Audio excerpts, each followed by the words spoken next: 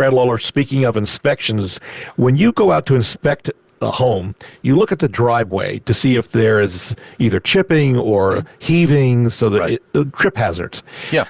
Well, Jimmy just sent us an email, and he says that he bought a new house 8 months ago. He threw some de-ice rock salt that he bought at a big box store on the driveway during the last big snowstorm a couple of weeks ago. He says he was out on the driveway this past week and noticed pit marks, little pieces of the driveway now missing, small pieces, but missing. Obviously, he thinks from the rock salt he's wondering, is that normal, and what can he do? Yes, so that is called spalling. It is very common.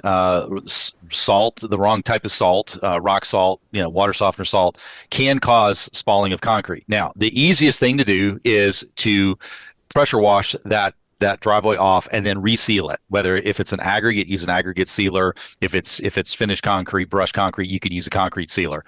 But either way, that is a normal common maintenance item that you want to do with any sort of concrete driveway. You got to keep it sealed. Asphalt is less susceptible to spalling. It doesn't really do that, but you want to keep asphalt driveway sealed as well. So yeah, again, be careful about throwing out those things like rock salt, because it can lift the sealant if there's one there, or it will the frosting, the freezing, thawing that takes place is also what lifts those layers of concrete up. All right, so some quick questions then. Is it already too late for this guy that it's pitted? Because it's pitted. No. What are you going to do to fix the pitting? Well, no, the sealer will make those pits kind of go away. It'll cause them to blend in. They're not as evident. And even if he's had a little bit of surface lift, those top layers of concrete, even if they're lifted, sealing it is going to give them a look that it takes it almost back to what that original finish looks like. The marks won't be as evident. So is concrete sealer the same whether it's exposed to aggregate or just a plain driveway seal?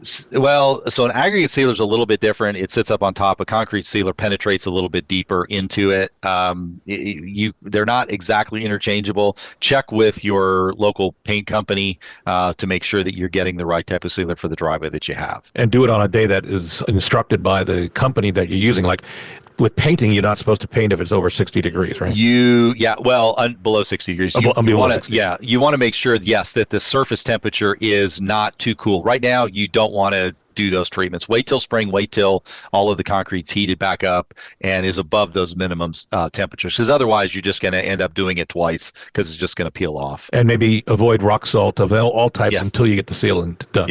Okay. And what happens if you have like a piece that chips off? Is that something where that whole square or anywhere where there's the driveway cut, you have to replace that whole thing and they have to like jackhammer it up, or is there an easier fix? Yeah, I mean, if you're talking about actually a broken piece, like a chunk of it, a lot of times what you can do is you can patch that. You can use a crack sealant, patch that up.